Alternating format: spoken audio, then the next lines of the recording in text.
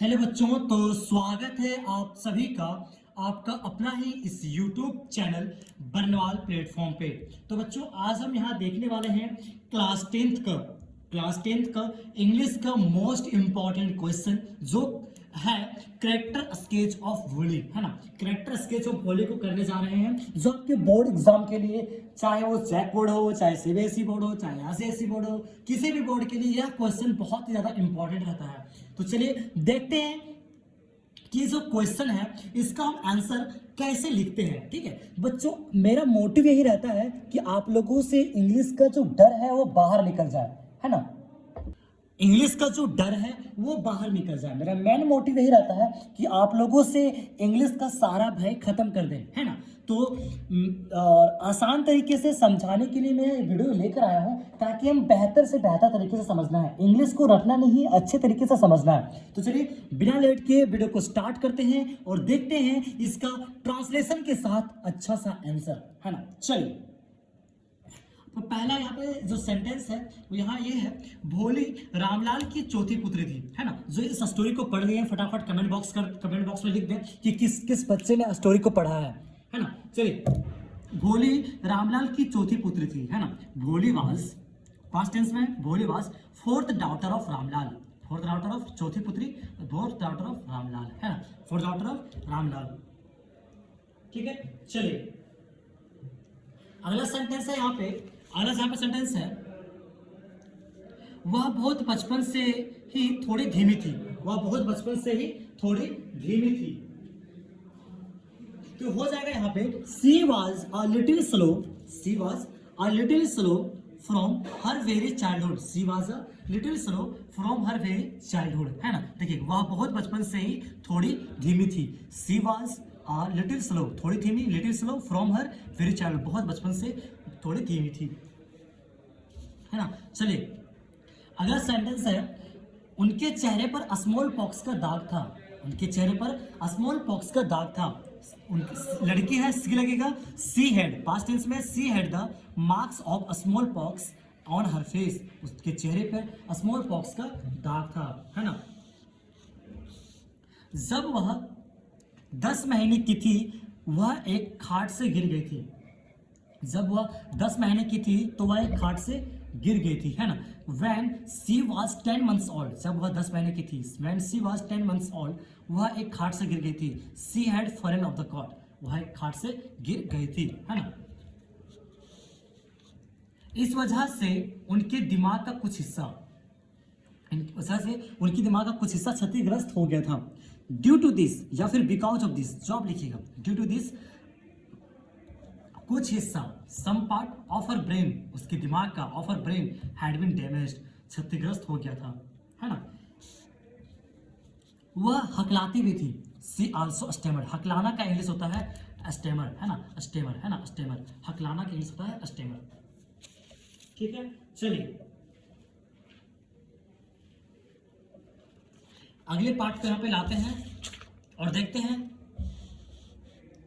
कि जो अगला पार्ट है उसका वो क्या कह रहा है। ठीक है, भोली की माँ उसे नापसंद करती थी, भोली की माँ उसे नापसंद करती थी क्योंकि वह पिछड़ी हुई बच्ची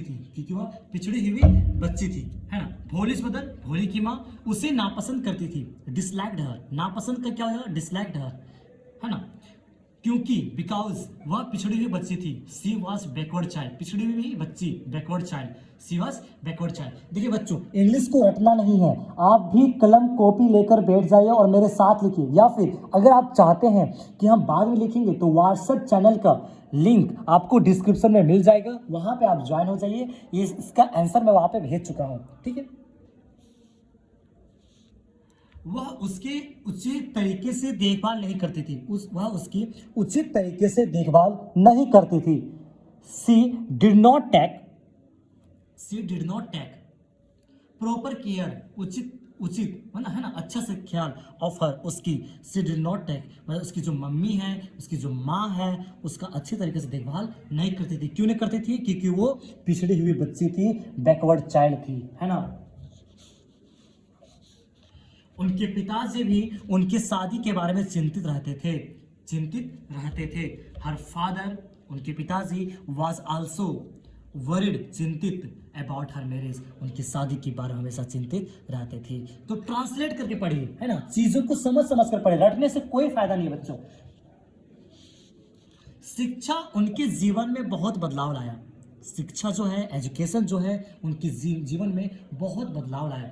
ठीक है बच्चों, आप लोगों को वीडियो कैसा लगा, प्लीज आप सभी से रिक्वेस्ट रहेगा कि वीडियो को ज्यादा से ज्यादा शेयर करेंगे और कमेंट बॉक्स में सभी बच्चे लिखेंगे कि वीडियो को कैसा लग रहा है, वीडियो आपको कैसा लग रहा है, नेक्स्ट वीडियो किस टॉपिक पर आना चाहिए, कैसा आना चाहिए, किस रिलेटेड करना चाहिए, और आपको वीडियो कैसा लग रहा है ना, और ये स्टोरी पढ़े हैं या नहीं पढ़े हैं, आपको मजा आया कि नहीं मजा आया, इतने सारे चीज़ों को हर बच्चे 2-3 कमेंट्स एटलीस्ट जरूर करेंगे। ठीक है, आप लोगों को कोई पैसा नहीं लगता है, आप लोगों को सब्सक्राइब करने का कोई पैसा नहीं लगता, सब कुछ फ्री है। ठीक है, लेकिन है ना, लेकिन मेरे लिए बहुत बड़ा मोटिवेशन मिलता है आपका स्वीट्स कमेंट्स पढ़कर, आप लोगों का जो कमेंट्स आता है ना, अच्छे अच्छे कमेंट्स पढ़कर मुझे बहुत अच्छा लगता है, मैं मोटिवेट होता हूँ और आप लोगों के लिए मैं मेहनत करता रहता हूँ ताकि आप लोगों को एक वैल्यूएबल कंटेंट प्रोवाइड कर सकूँ, है ना।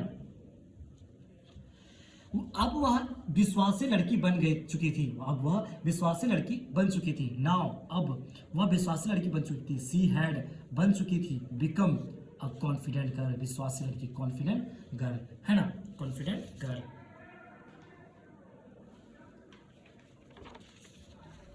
अगला सेंटेंस है, उसने दिसंबर से शादी करने से इनकार कर दिया, उसने दिसंबर से शादी करने से इनकार कर दिया क्योंकि उसने उसके पिताजी से दहेज मांगा, है ना, उसके पिताजी से दहेज मांगा। सी रिफ्यूज्ड, इनकार करने के इंग्लिश होता है बच्चों रिफ्यूज्ड। सारा जो बच्चों आप लोगों को अगर समझना है ना, तो आप लोगों को टेंस अच्छा से आना चाहिए, है ना, टेंस हल्का फुल्का मतलब 80-90% आप लोग क्लियर होना चाहिए। ठीक है, 70% भी क्लियर रहेगा तो आप बना देंगे। ठीक है, टेंस एटलीस्ट आपको ये स्ट्रक्चर वगैरह आना चाहिए, है ना। सी रिफ्यूज टू मैरी दिसंबर क्योंकि बिकॉज उसने उसके पिताजी से दहेज मांगा, ही हैड डिमांडेड डोरी फ्रॉम हर फादर। डोरी मतलब होता है दहेज, क्या होता है दहेज, है ना, डोरी फ्रॉम क्या था बच्चों, दहेज।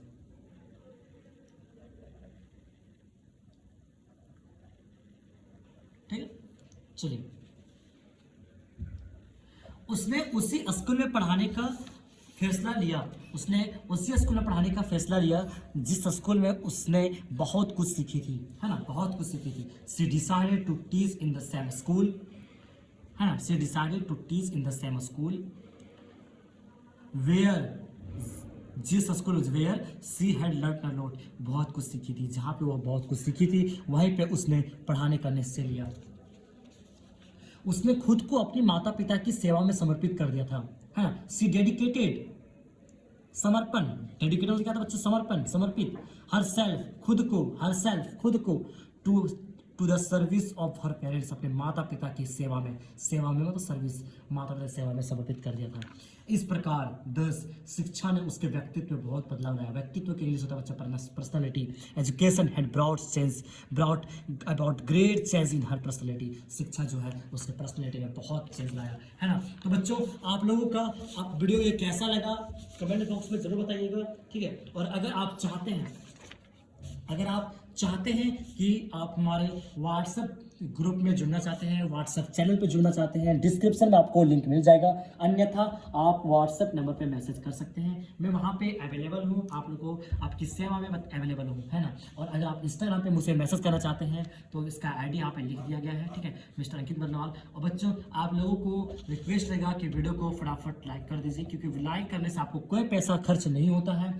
शेयर कर दीजिए वीडियो को, है ना, ज़्यादा से ज़्यादा दोस्तों को शेयर कीजिए, जो आपके सहपाठी हैं, आपके क्लासमेट्स हैं, सबको शेयर कीजिए। और चैनल को सब्सक्राइब कर लीजिए, सब्सक्राइब कर लीजिए बच्चों, सब्सक्राइब। ये जो 3 चीज़ है आपका फ्री है ना, फ्री है। और कमेंट्स भी कर दीजिए बच्चों, कमेंट्स भी कर दीजिए, आप लोग प्यारा सा कमेंट्स कर दीजिए बच्चों, क्योंकि मैंने वीडियो को बहुत मेहनत से बनाया है, तो आपकी तरफ से मुझे प्यारे प्यारे कमेंट्स मिलना चाहिए। बच्चों वीडियो कैसा लगा, आपको समझ में आया कि समझ में नहीं आया, कैसा लगा, है ना, और अगला टॉपिक किस पर आना चाहिए, और आप ये स्टोरी पढ़े हैं कि नहीं पढ़े हैं, कुछ आप कमेंट्स कर लीजिए, मजेदार कमेंट्स कीजिए। और वीडियो कैसा लगा ये खास कर कमेंट्स जरूर कीजिएगा। तो thanks for watching this video, मिलते हैं किसी नए वीडियो के साथ, तब तक के लिए bye bye, thank you so much.